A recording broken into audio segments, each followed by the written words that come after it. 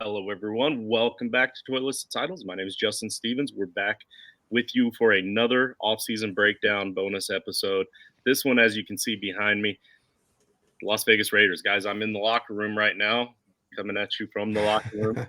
Um, so, uh, so we had to bring on some guests for the Raiders, and if we're going to talk Raiders, we know we're going to have to bring on Rich. Rich is our in-house Raiders expert.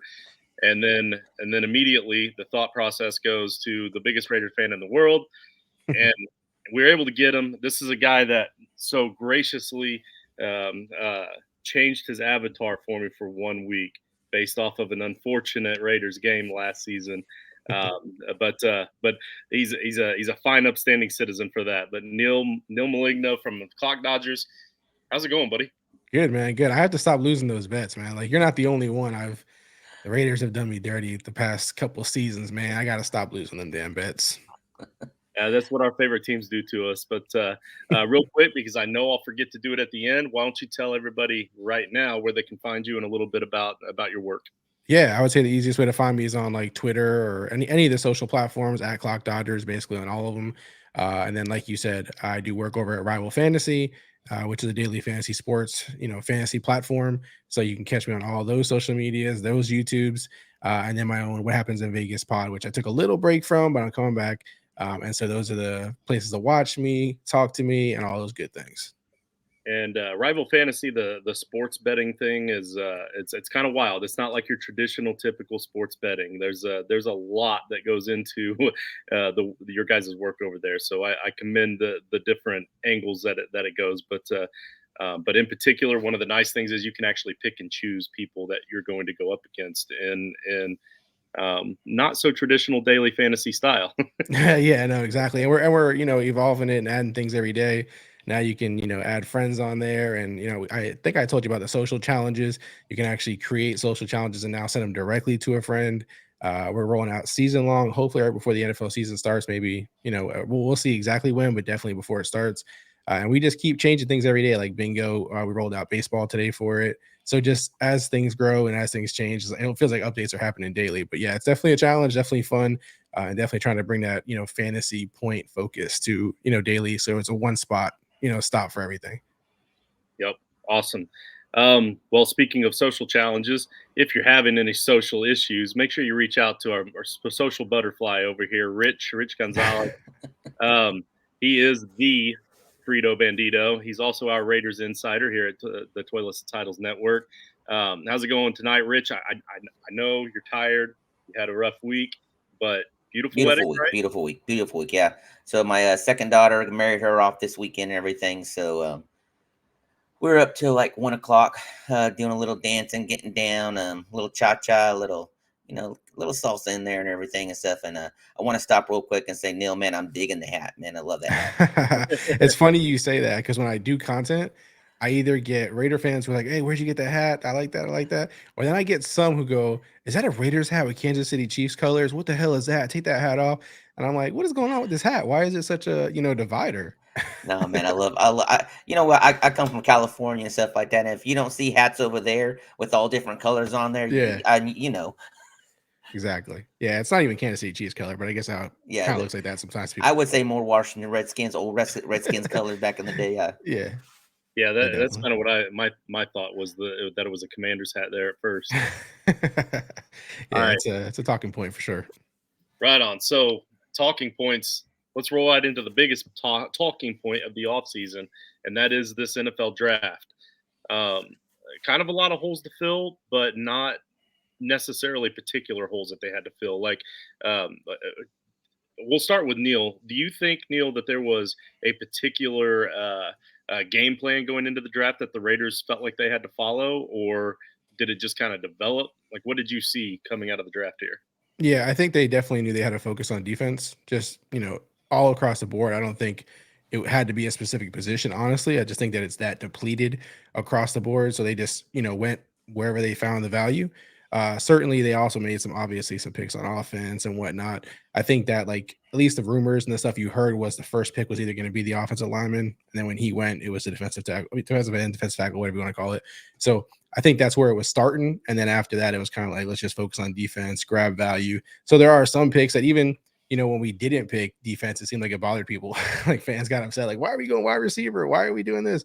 But yeah, definitely the focus 100%. I'm sure Rich will agree here, is it was defense for sure. Yeah, obviously defense and everything, and it wasn't like we were gonna do a complete 180 going on defense this year and stuff like that. So that's where you did see some of the offensive players come in and stuff like that. And I mean, it worked out well and everything. I was you said defensive and offensive line and were you shocked at all that Gonzalez wasn't an option at that point? I was, simply just because number one, that's where like everyone was mocking it. Like any mock you watched, Yeah. basically they had the Raiders picking a corner. So I was kind of like, dang man, I guess corner is where they're gonna go. So that did surprise me, especially he was talked up so much. But yeah, I guess Wilson's not a surprise in terms of his talent, his potential and everything. So it didn't bother me, but definitely I was kind of expecting cornerback first. Yeah, I mean, I was expecting Gonzalez too, but when I heard Wilson, like I said, I was perfectly fine with that. For sure, yeah, I agree. I got to say something about the draft, man. I don't know about this Aiden O'Connell cat. He looks like one goofy dude in this headshot. Yeah, So he definitely doesn't look the part in terms of, he's no Jimmy G, right, guys? I mean, it's hard. Right. It's hard to be that. Nah, he's from Purdue, so I like to crack on the Purdue guys. I'm an Indiana, an IU guy myself, so you got the right. It's funny you say that and everything, because he reminds you more of a Tom Brady when he got drafted. His look, as far as more than a Garoppolo kind of look, Yeah, he definitely does. And obviously the big knock on him was that he's a statue. So it's similar to Tom Brady in terms of that as well, is that, people don't feel like he can get out there and run and stuff like that. I thought it was funny. I was looking through like highlights, and I did see one play where I think he ran for a touchdown, and I was going to throw it on TikTok and stuff and get everyone pissed off. I'm like, how you going to tell me this guy ain't mobile? Just throw the one play up, just one play, and just drive everybody crazy. Yeah, all QBs get mobile when they get in the NFL, right? Yeah, I agree. It is going to be, a difference. So we'll see. So speaking of TikTok, if you're watching this, we're actually dropping it on Thursday, somewhere between noon and 4. If you're watching this, please go over to our TikTok, follow us on TikTok, like the pinned tweet. Especially if you have the thoughts of going to Canton with Rich and I in August, because I'm going to take out a random winner from the people that like the pinned tweet and follow us on TikTok. I'm sorry, I might have said Twitter a second ago, but it's TikTok. Trust me, it's TikTok. But we're going to draw out a winner for a free ticket to the Fantasy Football Expo in August. So make sure you go over there and do that. Winner will be drawed here in just a couple of weeks. So I made fun of Aiden O'Connell a little bit there, but one thing you can't make fun of is this Las Vegas Raiders strength of schedule. So according to Sharp Football Analysis, you guys have a really easy schedule, second easiest in the league. This is based off of last year's finish, but have either of you had a real opportunity to take a strong look at this schedule and kind of tell me what you think navigating through it this year? When I first saw it and everything, I always look at it. I never think it's a easy schedule. Every time you say it's going to be easy schedule, it never turns out that way. Especially, you can't base it off of last year and everything. So much changes that goes on in the offseason and everything. It's just completely different and stuff like that. New schemes and different off defenses. So I don't know. I'm happy with it to a certain degree. I mean, I do like some of the teams that were playing outside of the AFC and everything. I'm perfectly fine with playing Detroit. I'm perfectly fine with playing Chicago. I want to see how we do and everything, and to see how it pans out. All that matters to me is see how we stack up in the AFC West, which is always tough, Yeah, no, I second that in terms of, the AFC West is obviously the focus for any Raider fan. Only thing I paid attention to this early was that they're playing in Miami. So I was happy to see that. So I'm like, I got to go to that game for sure. I would like to get to Vegas to see one too, but I'm like, whenever they're in my backyard, I, got to show up. And I'm also glad that, Rich took that first, because I had to jump on the TikTok to win, trying to win this expo trip. Hey, right on. Nice. Well, just to clarify, it's only tickets to the expo. It's not all inclusive. We're not flying. Nah, don't worry. I'll convince you once I win it. Yeah, you come hang out with us. We'll open up that Toilets Titles bankroll. The one thing I am. There you go. Let me go grab the roll of quarters. The one thing I'm excited about this year, and it's every year, and I always soon as I saw the schedule, we have 5 primetime games and everything. And the first thing people are like, why the Raiders get 5 time prime? Come on, guys, it's the Raiders. That's why we get 5 primetime games and everything. I love seeing that and everything. And Kansas City on Christmas Day, that's going to be a good game to watch. Yeah, Santa's bringing us a gift. Those are some things that stood out in terms of, like you said, the Christmas Day and then the prime time for sure. Like we've been really lacking in that department here, Rich. It's been terrible as far as that goes. So that was a welcome surprise. What do you think attributed to that? Like, what do you think made the NFL, throw the Raiders in some more of those? I think money. I mean, when you sit there and think about it, what Las Vegas has done and everything, I mean, we've quickly turned around as one of the highest, as far as people revenue, you want to say, Right. People are going to go there. You're going to see so much mixture in Las Vegas, and that's what's so exciting about it, everything. And heck, you get that primetime game in Las Vegas, that's just more money that's going to bring in. And it's just Raiders. I mean, I think with the changes that they've made, they kind of want to see what's going on and everything. It comes down to money if you really sit there and think about it. No, I agree. I mean, you get rid of mascara wearing Derek Carr. You got good looking Jimmy G. I kind of wonder if they had the drop on the Tom Brady situation. It's like, come on, conspiracy. I mean, come on now. This is the Raiders are going to get a little more popular. So it's it's interesting to see them in that many primetime games. I'm excited about it. So yeah, for sure, we'll see. Yeah, I mean, I'm not even a Raiders fan, and I'm excited to see what the team has to bring. Like it'll be nice. It'll be nice.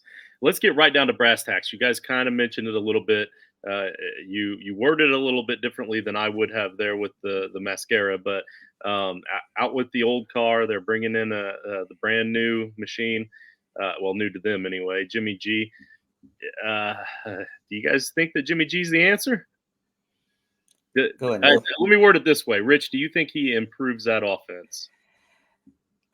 I think it's the same offense with Carr or Garoppolo, in my opinion, and stuff like that. It's just one of those things you got to wait and see. It's not always so much about Carr or Garoppolo. It's just what's around them and stuff like that. And last year, when you really thought there, we thought last year was, just the way everything was set up and everything, and it didn't work out and stuff like that. It should have set up for Carr to have one of his best years of all time, and it's like it didn't happen and everything. So, hey, we make changes. You get rid of Waller, you get rid of Moreau. I mean, all kinds of things going on and everything. But we keep Jacobs, we keep Adams. Hopefully, we're keeping Renfro and stuff like that to keep that a little bit more consistency, but bringing in some new faces and everything. I still think it's either way and stuff how you want to look at it and stuff like that. Now, if Garoppolo makes it through the whole season and he does what he does when he's out there and stuff like that, I'll be fine with that. I mean, let's manage these games and stuff like that. I just want to see the defense improve on that side, and then we'll kind of go from there. It doesn't matter what we do. We're in the AFC West. We're gonna have to do some stuff to get to make some noise. Yeah. I agree with you. I mean, as far as like Derek Carr, so first of all, like when it comes to Derek Carr, a lot of Raider fans get upset if you say anything positive about Jimmy G. If you say anything positive about the Raiders moving forward without Derek Carr, a lot of fans, love Derek Carr, and rightfully so. I mean, he, was there forever. He broke a bunch of team records. He, gave them his all. So like, there's no shade to really throw at Derek Carr, but I do think in terms of like this Raiders team, like it was time to move on. Right. I mean, they gave him plenty of time. They gave him enough money to set his family up for generations. I don't think that like they did him wrong in any way. Right. This is like the big argument, like the Raiders did Derek Carr dirty. I don't think they did. I think they were fine for what they did. A lot of new coaches like to, change quarterbacks if it doesn't work the right away. And this is what Josh McDaniels did. So I don't think it's like a bad sign. I don't think it means the Raiders are falling apart or anything like that. I think, Josh trusts Jimmy G. He believes that Jimmy G is going to bring stuff that Derek Carr didn't, whether it's understanding the offense or running it how he likes it or whatever the case may be. I don't think like, Josh McDaniels is going to get rid of Derek Carr, bring in Jimmy G, and like this offense is going to like go backwards, right? Like he did it for a reason. He did it because that's what he was comfortable with. And I think that, Aiden O'Connell is kind of like his, guy that he wants to try to develop. I don't know if he's the future necessarily at quarterback. I don't think Jimmy G will be there forever either, right? So like, I think, Josh McDaniels has this guy to mold. And to be fair, Jimmy G, he molded him too. Jimmy G said that when he came into the league, like he didn't know anything. Like Josh McDaniels literally taught him everything about football from a pro standpoint. So I think they're super comfortable with each other, and just that, not having this like tug of war of, who's right, who's wrong, who's running this team, who has the locker room. I think just that'll clear away for a lot of stuff. Now they just got to get the Josh Jacobs, the Devontae Adams, these guys to buy in that Jimmy G's the guy. I think that, that'll work, pretty quickly. And what is your take on far as like Jimmy G, Justin? I'm just curious from like an outside view, because obviously I'm gonna be biased. I'm gonna feel more confident in him than I probably should. But like the record, everyone's like, he has such a great winning record. Do you think really it's always been a system thing for Jimmy G, or do you think he has ability and talent and that like we shouldn't just disregard the winning record? Yes and no on the system thing, but I think it's because he makes the system. I think Jimmy G is a system quarterback in that he's a game manager. He can manage a game. He can make accurate, high um, high efficiency throws. He doesn't take too many over the top risks, which means he doesn't turn the ball over a lot. He manages the game, and with a running back like Josh Jacobs, a game manager may be the difference, because Derek Carr did take more chances. And I know, like, Neal, we like to give you a really hard time in the CDD chat all the time. But I actually have been a big Carr fan, so I always thought that he was way underrated. But with the team he had around him, he had to take a lot of extra chances. And Jimmy G has shown it doesn't matter with the team around him; he's not going to take those chances. So the fact that he doesn't turn the ball over a lot, and the fact that you've got Josh Jacobs back there to rack up 1,300 yards and run that clock down on a regular basis, it's going to keep a lot of good close games.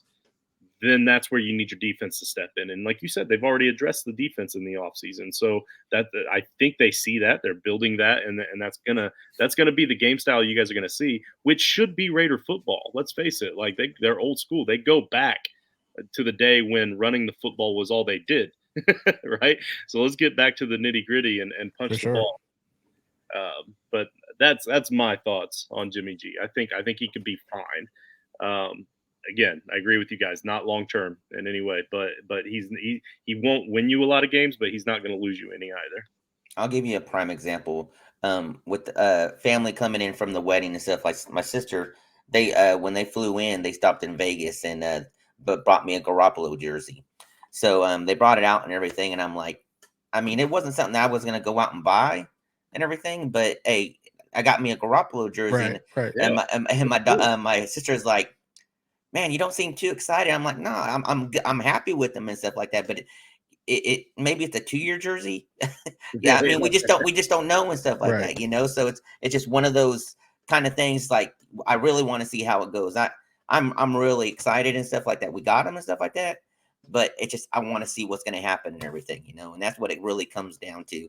I just want to see his defense improve, and if Garoppolo goes out there and plays old school Raiders, and when I mean old school Raiders, yeah, run the ball, but we bought in some fast cats like Trey Tucker, Carter, and everything, and maybe we have that deep threat every once in a while where he does take that shot and stuff like that when we have that opportunity. Yeah, and I think adding guys like Trey Tucker and guys like Carter and guys that you're mentioning here that they added in the offseason, a lot of people are like, why are they adding all these wide receivers when they have, Devontae Adams, they have Renfro, they signed Jacoby Myers. Why are they still drafting wide receivers? And I think it is because, we've seen the success that Jimmy G had in San Francisco, and it was with quick wide receivers, twitch guys, slot guys, screen pass guys.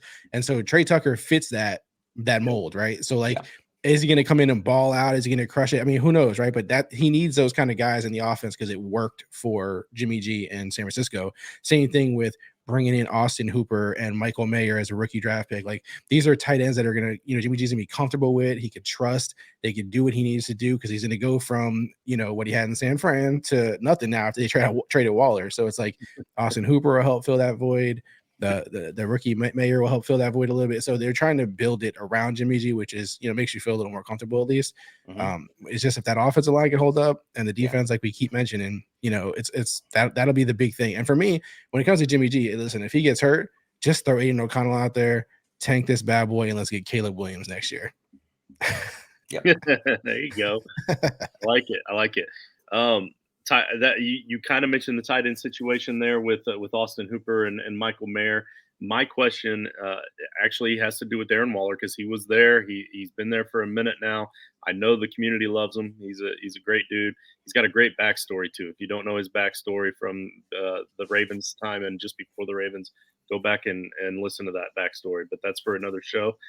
But I want to know with Darren Waller, was he was he that good? Was he that guy? And is it going to be that big of a hit? Like, will this be noticeable on the field?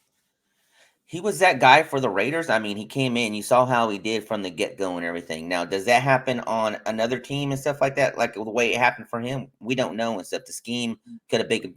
I mean, he's a big dude. He runs fast and everything. And obviously injuries was a big factor the past couple years and everything. And same thing with Carr. I love Carr. I love Waller and stuff like that. But it was that time and stuff like that. And they got the value that I wanted from them in that trade and everything. You know, we got some extra pick. We got an extra pick out of it. Bringing in Mayer and stuff like that. Yeah, he's a rookie and stuff like that. And tight ends and rookies, it takes a little bit longer and stuff like that. But he's an overall. He's kind of reminds me of Austin Hooper, but just a young. I mean, he's good in all areas and stuff like that. He's not fast burner like Waller was and everything. But once he gets in that role, he is dirty out there and stuff like that. He's going to be a good fit for this Raiders offense and everything. Yeah, no, I agree. I think Darren Waller is special, and I think that he has a special skill set that I don't see why like the Giants won't do the same thing with him and just exploit defenses with him. My thing is for the Raiders is 2019, 2020, great, right? But 2021 and 2022, you're talking about 11 games, I think 9 games. Like, that's just not going to cut it, right? You're paying him tons of money. Yeah. Then he has the rift with Josh McDaniels, where like the whole wedding situation, Josh McDaniels tells the world about it. It was supposed to be a secret. He wasn't invited to it. Is this some kind of conspiracy? I don't know. But the fact is, things weren't jiving well. He was, supposedly injured, going home, getting better there. It was all this weird stuff happening. So it's like, if he's not fitting the mix of the culture with the coach and the rest of the team, and then he's also injured, it doesn't matter how good he is, right? Like, it doesn't matter how special he is if he's not playing and if things aren't, gelling well. So I just think that, you go to Austin Hooper, just a time-tested veteran who's kind of underrated, honestly, if we be honest about it. And then Mayer, who, seems ready to do well, straight out the gate, he's decent at everything, like Rich said here. So yeah, I think that it is a hole that, they're trying to fill with these other guys. I think, again, it'll be a better system fit, just a better overall culture fit for them. But I do think Darren Waller's legit. I won't knock his skills. As long as he can stay healthy for the Giants, I think he'll, crush it there as well. I don't think it's like a fluke situation. I think the Raiders discovered it, and now the Giants will, benefit from it. But even just not even when we got back in the trade, but the cap space was gigantic for the Raiders. So yeah, I think it'll work out fine for both parties moving on. You know what I mean? Yeah, and believe me, I'm using this as advantage and stuff like that because people are jumping off of Waller. Heck, I'm jumping on Waller and stuff in fantasy drafts and everything because they're letting him slide and everything. He's still has potential to put up some numbers and stuff like that, and that's what I'm kind of hoping with the Giants too and everything. So yeah, for sure. And not to mention we got OJ Howard. We'll see how he fits and everything. I mean, he had some shiny moments last year with the Texans, if I'm correct, and we'll see how that happens over here, how he fits in over here too. So we got some decent tight ends at that spot with the rookie coming in. How about this offensive line? What did they do to help improve the offensive line a little bit? Because with Jimmy G being a game manager, he does kind of need a little bit more time back there to make the decisions whenever he does have to pass. So hopefully it's a lot of quick, just like Neal was saying earlier, a lot of quick screen passes. I think Austin Hooper is set up nicely for that, by the way, that he's always excelled when he's had a quarterback that could game manage. Every other year with Matt Ryan, actually. But so Neal, with that offensive line, did they do anything to help bolster that offensive line any at all? Yes, I mean, for the offensive line, I think it's gonna be more of a consistency thing because they didn't really add anybody, any major names. They added some undrafted free agents who, people kind of like. They got some guys last year that people are hoping that will improve. But from a standpoint, like, they didn't go out and sign a big free agent, lineman. They didn't draft one super early or draft one at all. That was one of the question marks that came out of the draft. Is like, why didn't the Raiders draft a lineman? Like, why didn't they draft an offensive lineman? So that's one of those things where I think they're banking on just improvement and consistency from the guys that were there last year, plus guys who were there last year that weren't starters, just improving overall. They do some interesting things with the offensive line. They move guys around a lot. They kind of rotate some guys. So we'll see. But I think they just are comfortable with the guys they have. They're comfortable with them in the system. And so they didn't make any big splashes. I think if they were going to draft one, it would have been the first round. And then once that passed, they weren't really going for it. And they weren't going to pay the money that it took to, sign one in free agency. Those guys were going for crazy prices. So it's more of just, hey, bring the same guys back, keep improving on them, keep things consistent, and let's, fit the system to Jimmy. And Rich, that offensive line has to face Max Crosby, Jerry Tillery, and Chandler Jones every week in practice. That's got to help them, right? Not to mention Wilson. Yep. All right, let's throw that cat in there and everything. He's raw and stuff like that, but the dude is going to challenge them in practice with his wingspan. He's going to help them prepare for some of those players that we have to go against. Neal hit it right on the head. Look, it's consistency. We didn't do anything as far as adding. These five are going to be playing together like they did last year, another year under the system and everything. And according to Luminor, I mean, him and Colton Miller, they're going to be a tandem to deal with and stuff like that. So I'm hoping he knows some things going on that is going to make this. Look, they weren't horrible last year and everything. It ain't like they stunk or anything like that. Get another year under the belt with the five consistent. And then they, like I said, they did add some free agencies and stuff like that, and some young guys that get in there. I mean, they drafted. They got some big boys that came in that they pulled unrestricted free agents and stuff that might fit in later on and stuff like that once they get some consistency too. So they were ranked last year right in the middle of the league, and headed into 2023. Pro Football Network has them listed as number 18 headed into the season. So they have them drop down just a couple of spots. But yeah, but you sit there and think about it. I mean, look who we played last year. I mean, we had defensive ends coming every which way last year. I mean, not just within our division. I mean, we played against the 49ers, and we played against the Rams. I mean, we had some good challenges and stuff like that, and for them to finish the middle of the pack and stuff like that. Look, like I said, another year together and everything, and let's see what we shape up to be. Yep, that's fair. Absolutely fair. All right. The only thing we talked about with the defense was all these new rookies coming up. So did they bring any good veteran presence? And also, I mourn for you guys for your loss of Rocky Sin. I love that guy. He was a Colt first, and he did a lot for the community. Great dude. And I was rooting for him before he ever got his starting spot. And then he played really well for us. He got traded to you guys. I thought he played well for you. How are they filling that void? Is it going to be a veteran, or what do we got looking at with that defensive roster? Go ahead, Neal. Okay, yeah. I mean, as far as like the defense, they didn't add any big names. They added a linebacker in Spillane. They added a ton of cornerbacks, and this may be why the Raiders didn't draft a cornerback early. They did draft one, but not early when people thought they would. And I don't know, man. When I look at the guys they added, they're young guys. They're guys who are playing up on their defenses that they were on last year in terms of they were just playing above what people expected, right? So like if you look, when I like to look when the Raiders sign somebody, I like to go look on Twitter, search the guy's name, and just see what people are saying, and not just what Raider fans are saying because they're obviously going to be biased, but I look at what their former teams fans are saying, right? And so like when the Raiders signed Duke Shelley, for instance, a cornerback from Minnesota, the Vikings fans were so sad, they were so bummed. All over Twitter, they're like, I can't believe we didn't pay this guy. The Raiders just gave him $2 million.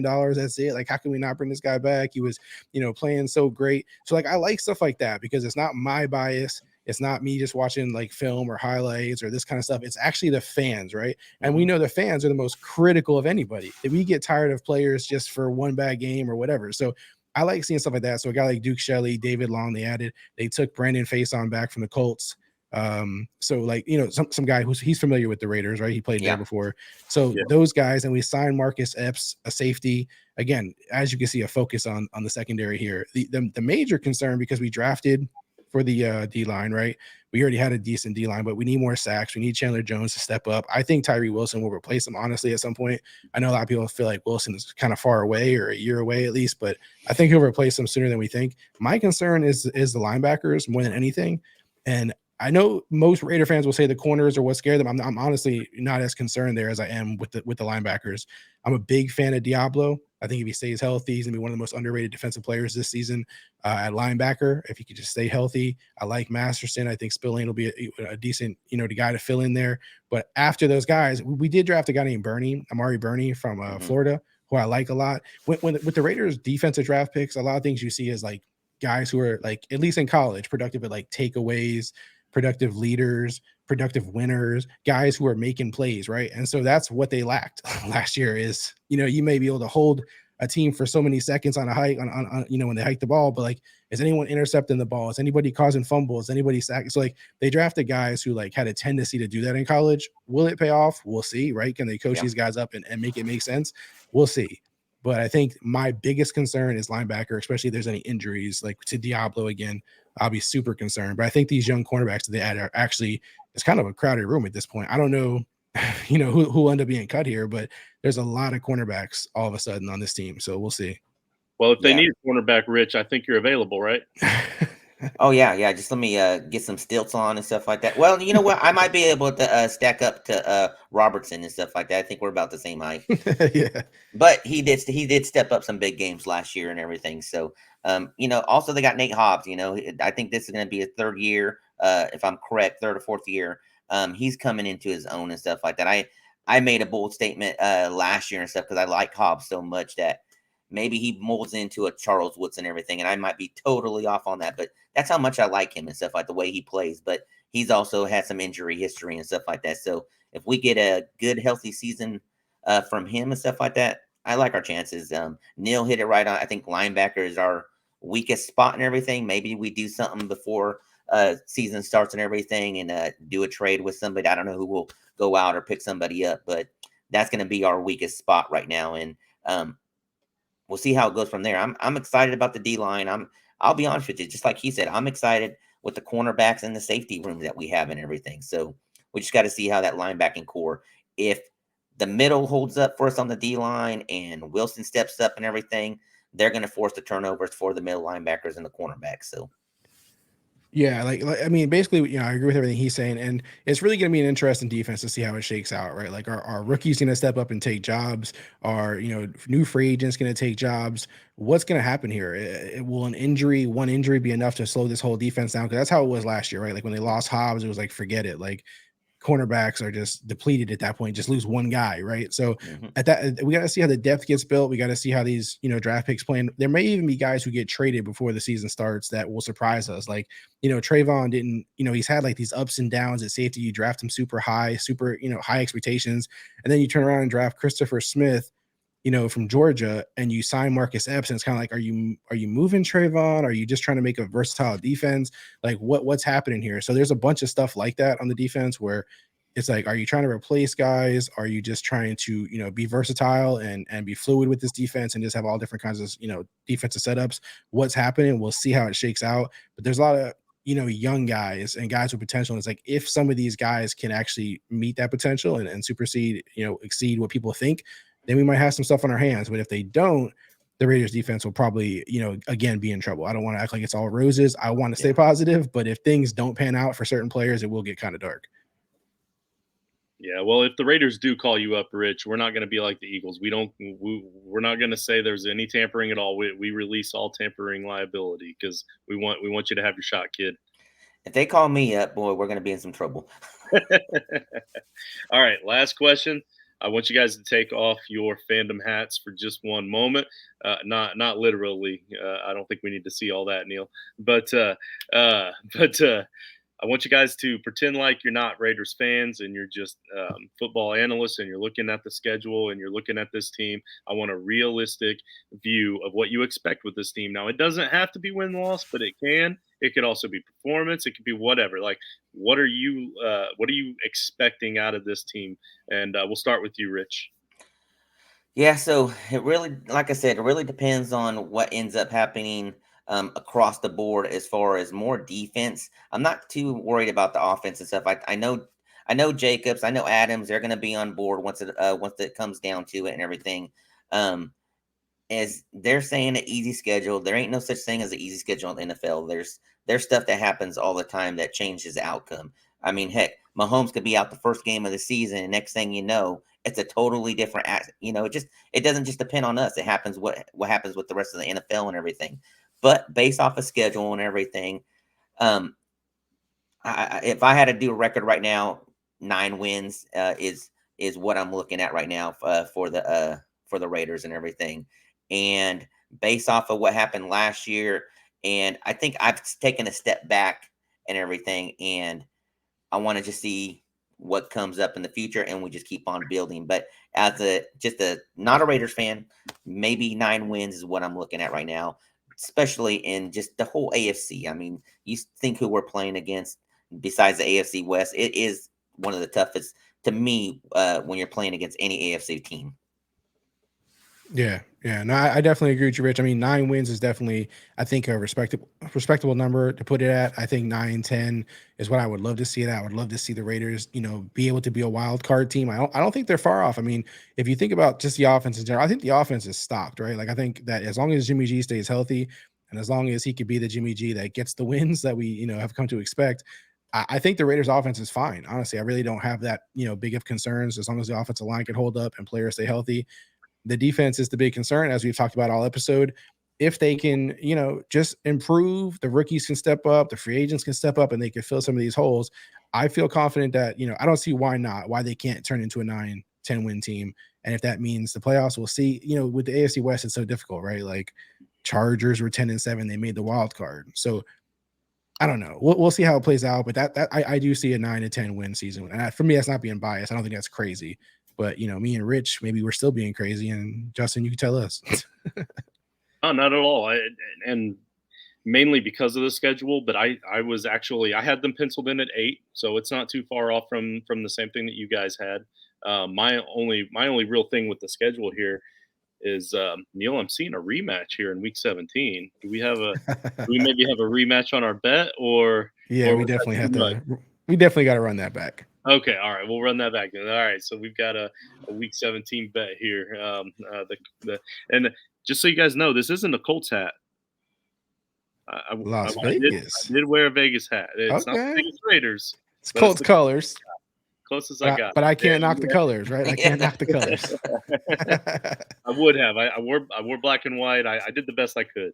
But You got access to the locker room. I mean, you did better than both of us. yeah, well, yeah, I got to hit up the souvenir shop on the way out. That's kind of what I'm. Get one of those Jimmy G jerseys that Rich has. There you go. There you go. Hey, Neal, I appreciate you very much for coming on. Guys, don't forget, check out Rival Fantasy at Rival Fantasy. Give them that follow at Clock Dodgers. Make sure you get on Apple. It may have been a while. He's taking a little break, but get on Apple Podcasts and sign up for What Happens in Vegas Raiders podcast. That just sounds like something that you aren't supposed to listen to, but you got to. And then and of course, my man Rich, dude, you have no idea how excited I am to see you again in Canton.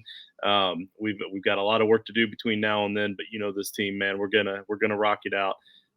But I want to thank both of you guys for coming on. Appreciate your time, and hey, to the Raiders, good luck to you. What's up, Title Tribe? We appreciate you watching the show. If you want to catch up on all of our college football content, make sure you subscribe to the CFB Nation by clicking their link below. Make sure you subscribe to the Toilets Titles Podcast Network by clicking our link below. And make sure to catch our other content by watching these videos to the side of me.